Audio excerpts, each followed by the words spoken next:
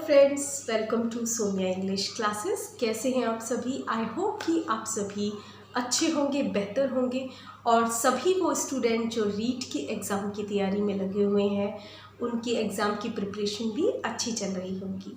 So friends, आपकी तैयारी को लेकर ही एक गुड न्यूज़ है कि बहुत जल्दी आपके रीट के एग्ज़ाम होने वाले हैं और आप लगे रहिए इसी तरह से।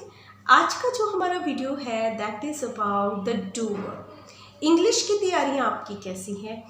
मुझे ज़रूर फीडबैक दीजिएगा। अपने सारे अपने जो व्यूज़ हैं अपने ज़रूर मुझे बताइएगा। सो आज का video that is about the do work. आज हम जानेंगे कि डू वर्ब का यूज़ किस तरह से किया जाता है। डू, डस और डिड का यूज़ हम किन किन परिस्थितियों में और किन किन कंडीशंस में हम यूज़ करते हैं डू वर्ब को। तो देखते रहिए आज का वीडियो लेक्चर। लेकिन वीडियो लेक्चर शुरू करने से पहले प्लीज़ आप मेरे चैनल को सब्सक्राइब जरूर कर लें। Thank you. चलिए शुरू करते हैं। Use of do, does and did. Negative and interrogative वाक्यों में हेल्पिंग वर्ब के रूप में इनका यूज़ किया जाता है।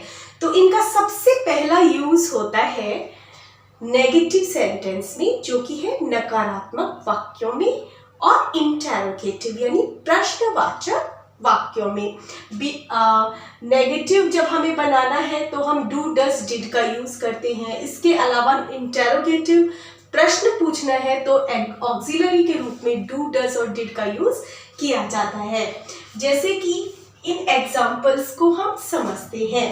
I do not go there, मैं वहां नहीं जाता हूं। सो यहाँ पर जो डू है that is the helping verb और मेन वर्ब है गो। तो मैं वहां नहीं जाता हूं। यहाँ पर ये सेंटेंस नेगेटिव सेंटेंस है और नेगेटिव में डू के साथ नॉट का यूज किया जाता है। I do not go there. So in the negative sense, अगर हमें दिखाना है नेगेटिव सेंस तो उस सेंस में हेल्पिंग वर्ब के रूप में डू, डस और डिड का यूज किया जाता है। अब आप सभी जानते हैं कि डू का वर्ब हम किन सब्जेक्ट्स के साथ करते हैं, डस का कौन से पर्सन के साथ करते हैं। सो डू का यूज हम मेनली फर्स्ट पर्सन में आई, वी के साथ करते हैं। इसके अलावा यू के साथ भी डू का सेकंड पर्सन है जो कि यू, उसके साथ भी डू का यूज करते हैं। ओके, जबकि third person he, she, it के साथ हम डज का यूज करते हैं। ओके, जब भी सिंगुलर पर्सन है या ही, शी, इट है तो उसके साथ हम डज का यूज करते हैं। इसके अलावा आई, वी और दे, इन सब के साथ हम डू का यूज करते हैं। ओके, जैसे कि she does not weep, she does not weep, वह नहीं रोती है। ओके, तो शी के साथ यहाँ डज का यूज हुआ है ना कि डू का, क्योंकि मैंने आपको बताया था कि थर्ड पर्सन में ही, शी, इट के साथ हमेशा डज का यूज होता है। तो she does not weep. So in the sense of negative, we use do, does, did के साथ not का यूज करेंगे। इसी तरह से अगर हम कोई क्वेश्चन इंटेरोगेटिव सेंटेंस बनाते हैं, प्रश्नवाचक वाक्य बनाते हैं, तो वहां पर हम do, does, did का यूज करते हैं। Okay, so do they play football? क्या वो फुटबॉल खेलते हैं? ओके, so do और does मेनली क्या होता है कि यस और नो में क्वेश्चन पुटअप करते हैं। डू, डज और डिड में जब हम क्वेश्चन बनाएंगे तो उनके आंसर यस और नो में आते हैं। जैसे do they play football, yes they play football. Did he work hard, yes they work hard. Okay, so did का यूज आप सभी को पता है कि पास्ट टेंस के लिए किया जाता है। डिड ही वर्क हार्ड, क्या उसने वर्क हार्ड किया। Okay, so let's move. अब हम देखने वाले हैं डू, डज और डिड का यूज अफर्मेटिव सेंटेंस में किन कंडीशंस में किया जाता है। ओके, सो डू डज और डिड का यूज अफर्मेटिव सेंटेंस में हम निम्न कंडीशंस में कर सकते हैं। वैसे तो अफर्मेटिव सेंटेंस में डू डज डिड का यूज नहीं होता है, क्योंकि अगर मैं कहूँ I do go to her, okay, तो मैं इस सेंटेंस को इस तरह भी कह सकती हूँ आई गो टू हर, मैं उसके पास जाता हूँ। लेकिन अगर मैं इस सेंटेंस में अफर्मेटिव में डू का यूज करती हूँ, ओके, डू डज और डिड का यूज अगर मैं अफर्मेटिव में सेंटेंस में करती हूँ तो उसका जो सेंस है वो बहुत अलग आएगा और उसका जो भाव उसका सेंस ही बदल जाता है। जैसे कि कुछ सेंटेंस की हेल्प से हम इस कंडीशन को समझने की कोशिश करते हैं कि अफर्मेटिव सेंटेंस में डू डज एंड डिड का यूज किस तरह से किया जाता है। I do go to her, okay, तो इसका अर्थ निकलता है मैं उसके पास जाता तो हूँ, ओके। तो यहाँ जितने भी सेंटेंस है जाता तो हूँ, खाता तो हूँ, ओके। अगर मैं सिंपली कहूँ आई गो टू हर, मैं उसके पास जाता हूँ, ओके, तो उसका अर्थ निकलता है कि मैं उसके पास जाता हूँ। लेकिन अगर मैं यूज करती हूँ आई डू गो टू हर, तो मैं उसके पास जाता तो हूँ।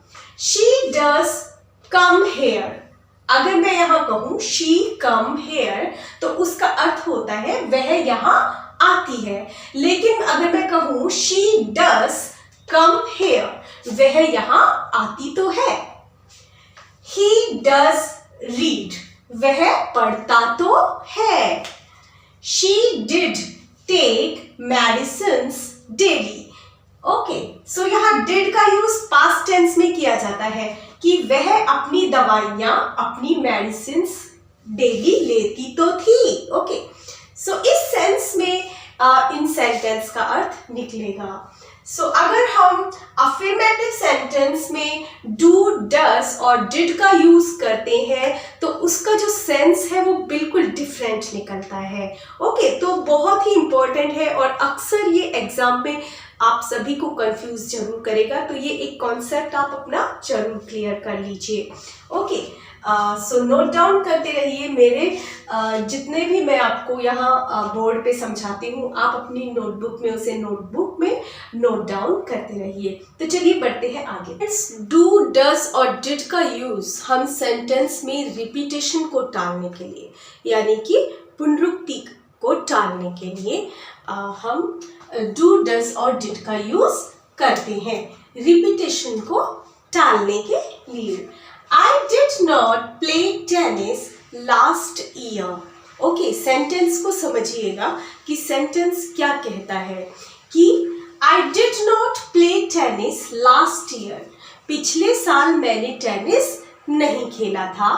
But I do now, लेकिन अब मैं करूँगा या खेलूँगा, ओके। सो यहाँ पर प्ले लिखने की कोई ज़रूरत नहीं है, प्ले के लिए यहाँ डू का यूज़ कर दिया गया है।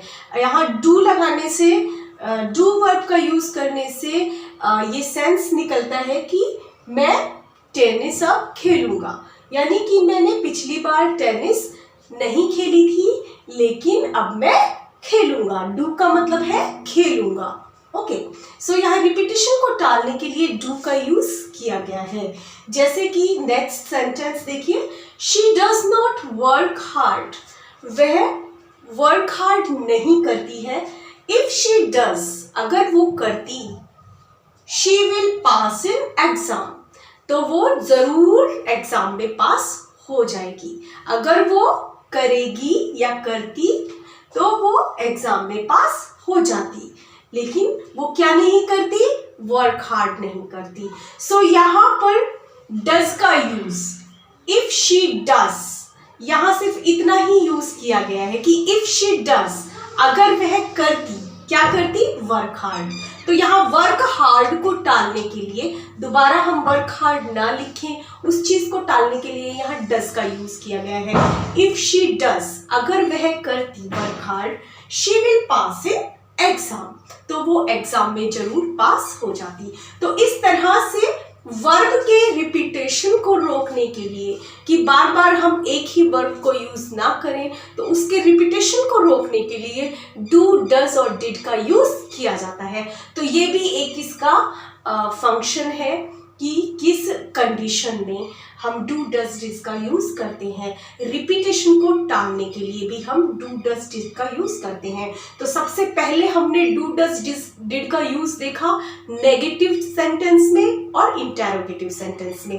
उसके बाद कुछ खास कंडीशंस में हम इसे अफर्मेटिव सेंटेंस में भी डू, डज, डिड का यूज़ करते हैं। फिर हमने देखा डू, डज, डिड का यूज़ रिपीटेशन को टालने के लिए, यानी वर्ब को बार बार रिपीटेशन को टालने के लिए हम डू, डज, डिड का यूज़ करते हैं। और किन किन कंडीशंस में हम डू, डज, डिड का यूज़ करते हैं, आइए चलिए देखते हैं। And at the last do का यूज़ किया जाता है एम्फेसिस के लिए, यानी प्रभाव डालने के लिए। कोई बात अगर हम विशेष रूप से कह रहे हैं, जोर देकर कहते हैं, ओके, एम्फेसिस डालते हुए कहते हैं, तो वहाँ पर हम डू, डज, डिड का यूज़ करते हैं। जैसे कि हम इस बात को एग्जाम्पल से समझते हैं। मैंने यहाँ लिखा है have a cup of T.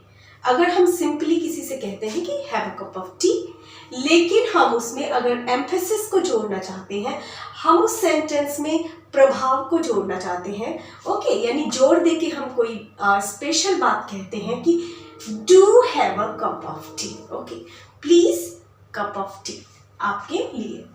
Have a seat please, कृपया अपनी सीट लीजिए। अब यहाँ पे क्या है, जो सेंस है कि हैव अ सीट प्लीज, अपनी सीट लीजिए प्लीज, ओके। जब हम इसी बात को एम्फेसिस जोड़ देते हुए और विशेष रूप से आग्रह करते हुए कहते हैं, तो हम कहेंगे do have a seat please, okay. इसी तरह से राइट टू मी, मुझे लिखिए, ओके, ये एक सिंपली स्टेटमेंट हो गया। लेकिन अगर हम इसमें एम्फेसिस को जोड़ते हैं, प्रभाव को जोड़ देते हैं, तो प्रभाव को जोड़ने के लिए, एम्फेसिस को जोड़ने के लिए हम क्या लिखेंगे, डू राइट टू मी, मुझे लिखिए प्लीज, ओके। सो यहाँ पर डू, डज, डिड का जो लास्ट यूज मैं आपको बता रही हूँ वो है कि एम्फेसिस के लिए भी हम डू, डज, डिड का यूज सेंटेंस में करते हैं। जब हम किसी बात को विशेष रूप से बोलते हैं या उस पर एम्फेसिस देने के लिए, जोर देने के लिए, प्रभावशाली उसे बनाने के लिए हम वो सेंटेंस लिखते हैं, तो उसमें हम डू, डज और डिड का यूज़ करते हैं। जैसे कि have a cup of T, अगर हम सिंपली इस सेंटेंस को बोलते हैं कि have a cup of T please, लेकिन हम इसी बात को अगर एम्फेसिस देते हुए, जोर देते हुए कहेंगे किसी से, तो हम क्या कहेंगे, do have a cup of please. इसी तरह से have a seat please, have a seat please, लेकिन हम स्पेशली अगर कह रहे हैं, एम्फेसिस डालते हुए अगर कहते हैं, तो हम क्या कहेंगे, do have a seat please, okay. इसी तरह से राइट टू मी, अगर इसी राइट टू मी को हम एम्फेसिस डालते हुए क्या कहेंगे, तो कैसे कहेंगे, do write to me please, okay. So these are the uses of do verb, how to use the do verb in the different conditions. तो आज का वीडियो आपको कैसा लगा मुझे ज़रूर बताइएगा। बहुत सी इंपॉर्टेंट इन्फॉर्मेशन आपको पता लगी होगी, और मेरे चैनल को सब्सक्राइब करना ना भूलें। Thank you.